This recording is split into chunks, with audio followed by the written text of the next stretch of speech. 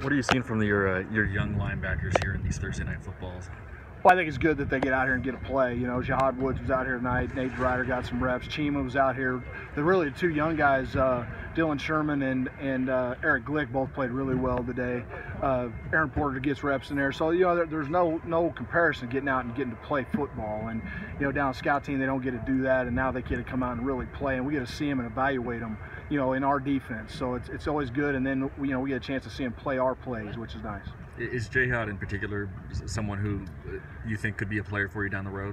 He's had a good fall camp. You know, he's very athletic. I like all those guys. I think Dylan Sherman is going to be a really good football player. And obviously Nate DeRuyter plays on a lot of special teams. So, you know, we play those guys out here to get to see him. But I think Jihad, he's going to dress for the game on Saturday. He's in the depth right now, so we'll see how that goes. We'll see how the game shakes out. But, you know, I'm happy with those guys and how they play.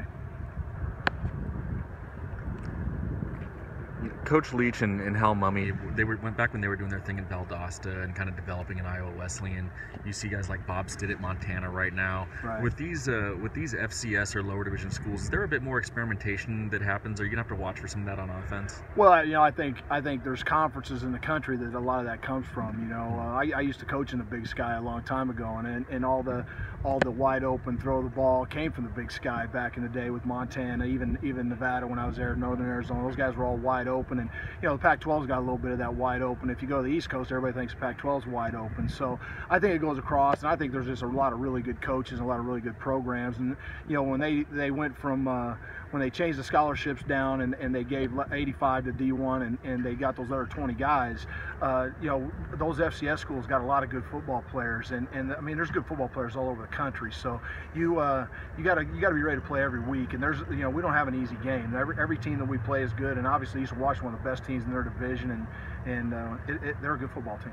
For these Thursday night footballs, is there a point in the season when you notice everything starting to come together and it looks a little tighter with all these freshmen running around? I mean, I think they learn the defense better, you know, and the offense better. What we love is it's just competition. You see the coaches running around out here. I mean, we probably like it more than the players. You know, we love to get out and compete, and you know, we got some turnovers today. They didn't think they got turnovers. We got a bunch of turnovers today. So, you know, that's yeah, it's fun to watch the kids compete and see how they'll get in those situations, get third downs, get second and longs, get third and shorts, and see how they'll react. It's just fun for us to be out here and playing football. Coach, how common is it for guys to perform on Thursday night and then you evaluate them and then suit them up for the game and see if they can play?